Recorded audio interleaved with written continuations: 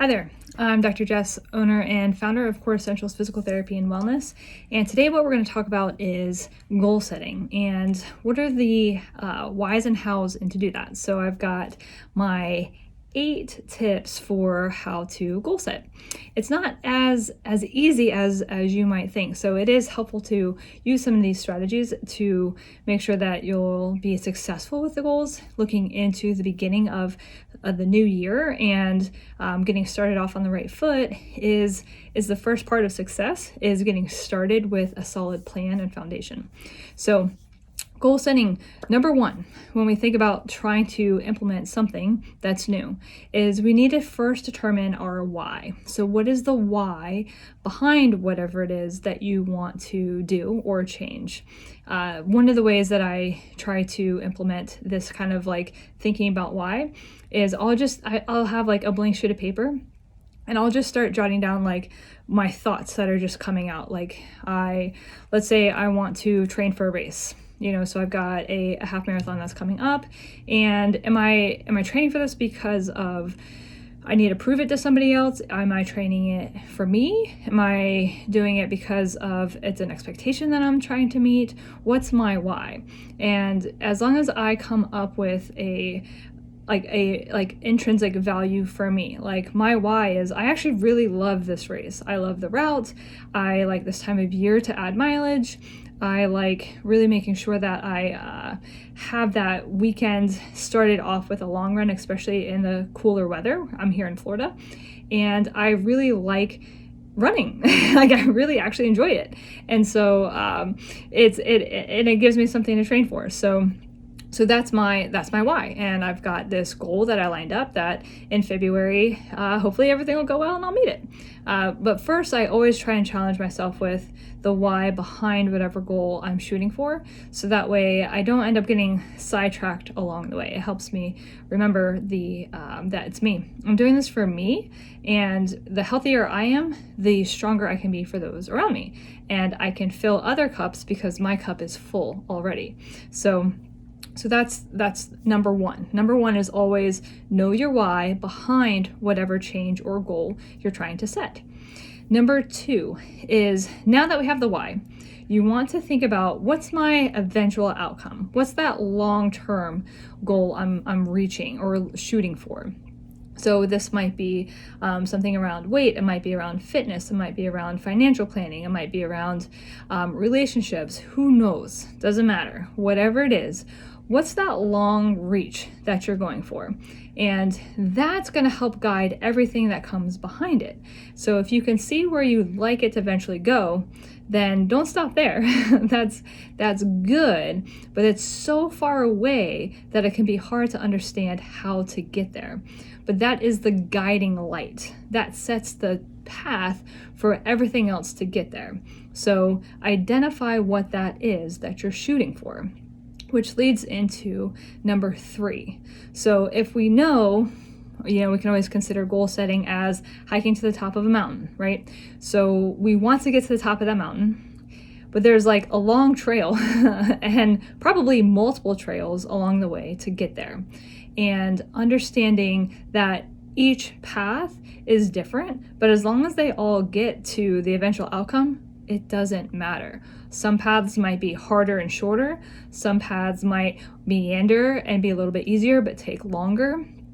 Totally doesn't matter. As long as you get towards the destination, then every journey can look different. And that's the beautiful thing.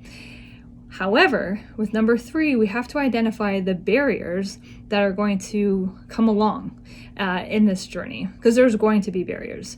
So if we consider, the metaphor of mountain and hiking, a barrier could be weather, it could be, uneven terrain, creek crossings, all sorts of wildlife, things that we know probably could come up that we want to plan for in advance. So if I know that there's multiple creek crossings, I might want to pack my hiking poles. I might want to make sure that I've got some good sturdy boots on, maybe have a change of socks with me. I might want to have some bear spray or a whistle, things that are going to prepare me for this journey. So if we think about that with hiking, then why wouldn't we think about that with doing this big goal setting process that we typically go through this time of year? So if I can think of the things that might get in my way and make plans in advance before I even get started to kind of help me make sure that I have success with this, then even better, right? So now when that comes up, it's like, no big deal. I already had a plan for that. So that way you don't get sidetracked. So that's number 3, is determine the possible barriers and then come up with potential solutions for that. Number 4 is, now that we have our long-term goal, we have our barriers that we have identified, now I want to kind of take that long-term goal and break it into short-term goals. And so these short-term goals need to be achievable in a short period of time. So no more than a week. So you really need to make sure that these steps are actually achievable in a week, maybe a couple of weeks, but no more than that, because otherwise it's too easy to lose sight. It's too easy to get lost along the way and forget where it is that you're going in the first place. So for example, if I have a goal for me running, so my goal is to be able to run 13 miles by February. Well, I started way back in the fall with my mileage plan.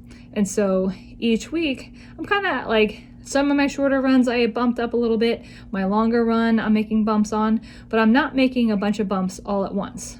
So if I'm bumping my long run day, then I'm not going to change what's going on during the week. I'm changing a little bit of what's going on in my cross training as well. So I kind of planned it all out in advance to say, here's my targets that I want to get to. And then that way, each week, it's very sustainable steps that I can take, and it's not going to like throw me into this mode of like I'm doing way too much, way too fast, and potentially have injury or tissue breakdown, which is frustrating because then that puts me into this major setback mode. So that's like it's an example for running, for how you kind of break down that goal, and that could look different for everybody. But write it down, like making sure that you actually have, whether you do it on a calendar format or in a journal, whatever that looks like, it's going to help with the accountability and keep you on track to make sure that you are actually implementing some of these changes. And it'll kind of help make it very visual as well, because you can put your finger on it. You can say, I did that, and I can check that box off. Or you can say, I wasn't able to do that, and identify the barrier for why, and then find a solution for that barrier so that you can get back on track. And so that leads into number 5, which is rewards. When you make that success and you hit that goal and you're able to do it, reward yourself. And when you reward yourself, that doesn't mean like eat a bunch of sugar or spend a bunch of money, okay? So rewarding yourself, you still want that to be a sustainable reward. So it might be something that, you do special for yourself, like something that typically maybe involves self-care. So maybe you take a little bit of time and do a face mask, or, something that you really enjoy doing, and share that success with somebody or others that are safe to you. So somebody that won't belittle your success, but that will actually say, that's awesome. Like, I love that you shared that with me. Thank you so much for including me in this journey that you're on. And then you can start creating this community of people around you that are like-minded, that also want to be on a health and wellness journey, and they're going to get it. And then they're going to share their successes with you. And then it becomes this back and forth type of relationship. And if you don't have somebody in your life that is safe for you to do that, that's okay. That's okay. You can write that down. You can write it down in a reflection journal. You can share your successes on a daily basis in that reflection journal. You can join groups that are remote groups, online groups. You can maybe work with a health coach or somebody that's going to be there to help support you along the way. This type of work, and with goal setting and just trying to implement a more wellness-based lifestyle, is difficult. And I have accountability partners for me. Like, there's like no chance that I'd be able to stay as consistent without the support system that I have in place.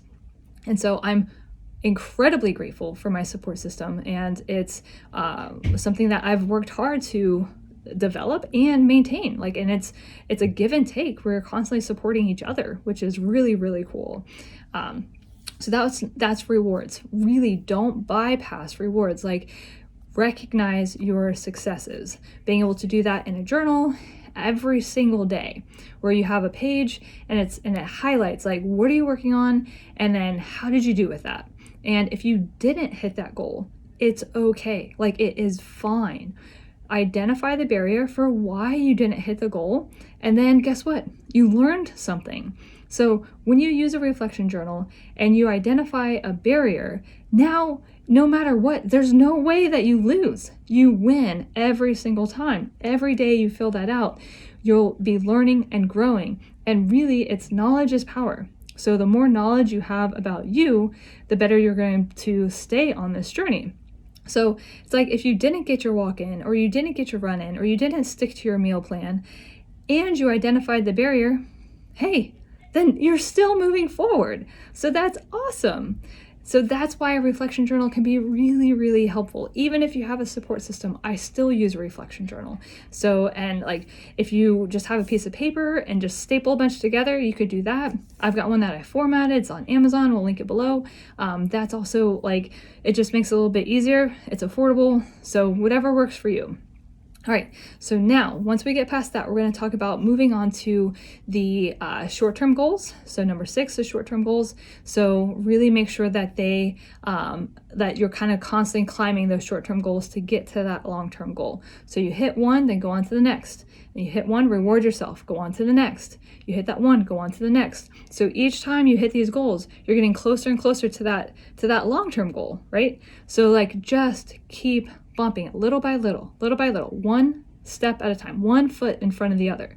So nobody has the endurance to do a sprint when you're looking at this long-term goal. So think of marathon pace. Slow and steady wins the race. It's not about who gets there first. It's really just enjoying the journey to get there and enjoying the goal that you're working towards. And so number 7, track your progress.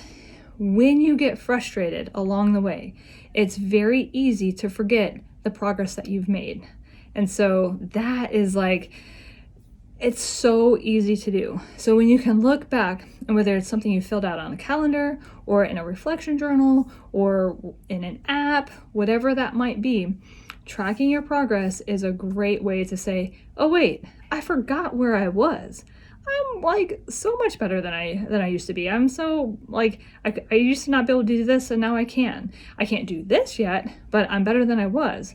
And so it kind of helps loop you back. And that way, there's just going to be times you're going to get sidetracked. So stay focused. And that last one is number 8, accountability partner. So for real, like, try and either find somebody, journal, find a group, find a life coach, find a personal trainer, like somebody that can be alongside you through this journey and keep you supported. It could be a partner, a friend, a neighbor, a coworker. It could be anybody that is healthy to you, that gets it, and that will help tell you real, for real, let's do this, let's go. The other thing with an accountability partner is you're less likely to let them down, you're more likely to let yourself down. So that's the other thing, is you're probably do a little bit more because you don't want to let them down. And then all of a sudden you realize you were able to do more and you were capable of doing more. And then you're like, wow, I'm so much better than I thought I was. So, and you grow and you learn and the journey continues, and it really can be fun. So how to goal set. 8 steps, recap, is determine your why, think about that long-term outcome and kind of set that as the long-term goal. Find those possible barriers, make a plan for those barriers.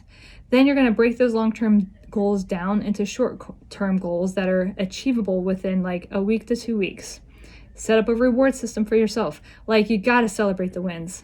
You really do. It's so much more fun that way. And then you want to move on to the next short-term goal and the next one and the next one. Keep growing in those goals. Track your progress, and then use an accountability partner. And then if you use those 8 steps, it really can be achievable to hit that goal. And then it's so much more fun. So follow, subscribe. If you want to learn a little bit more, give us a comment, and I'll be happy to answer questions. All right, everybody.